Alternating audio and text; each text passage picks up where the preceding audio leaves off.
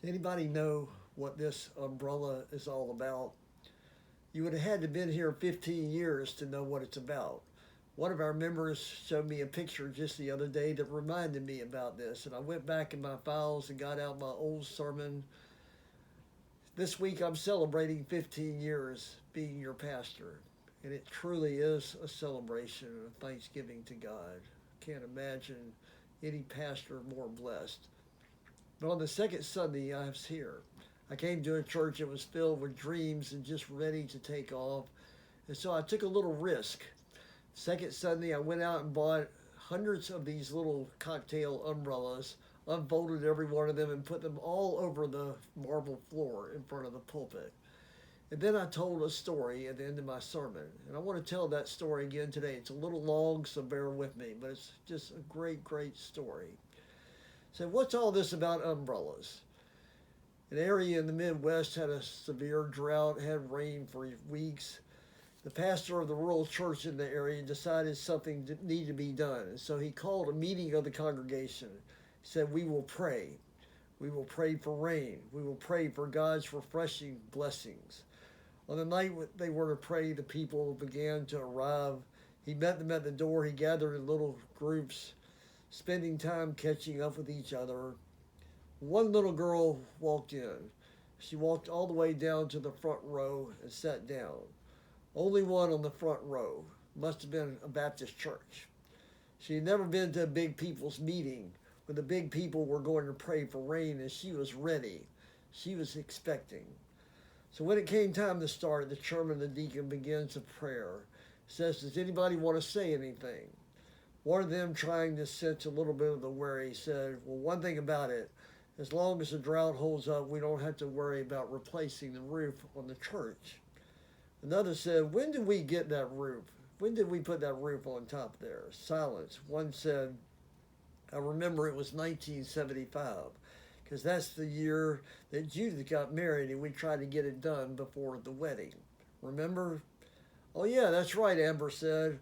"What's happened to Judith? I haven't heard about her lately."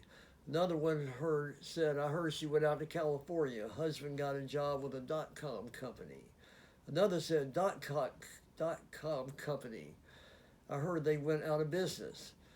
So the pastor had called a meeting to pray for rain, and they're talking about the ancestry of the roof.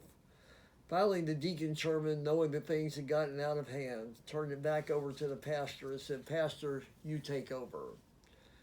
The pastor breathed a prayer. "Lord, what do I do with this?"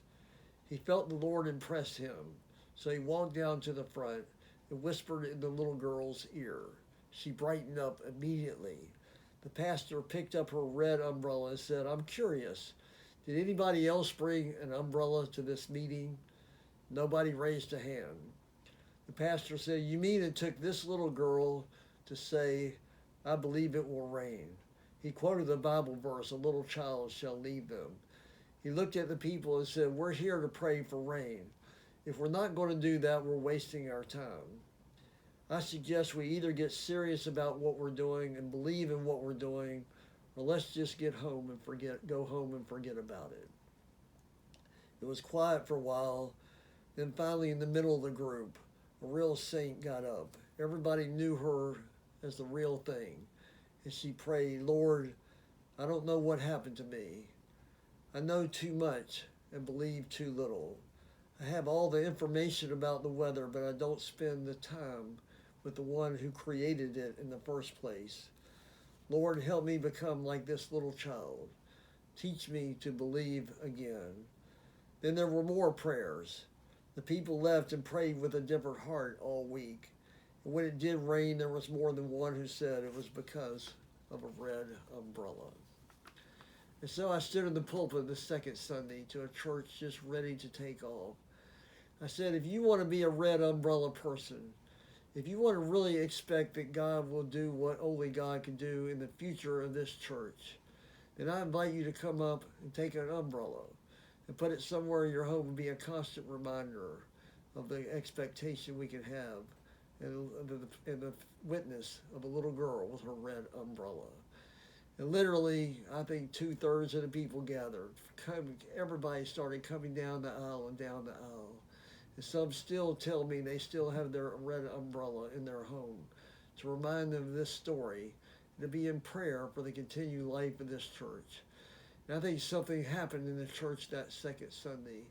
In these 15 years, I've seen red umbrella stories again and again. And I just want to thank you and ask you to continue to be a red umbrella person. The faith of a little girl should be the faith of all of us. And look forward to yet even greater expectations of what God's going to do in the future. Have a great day.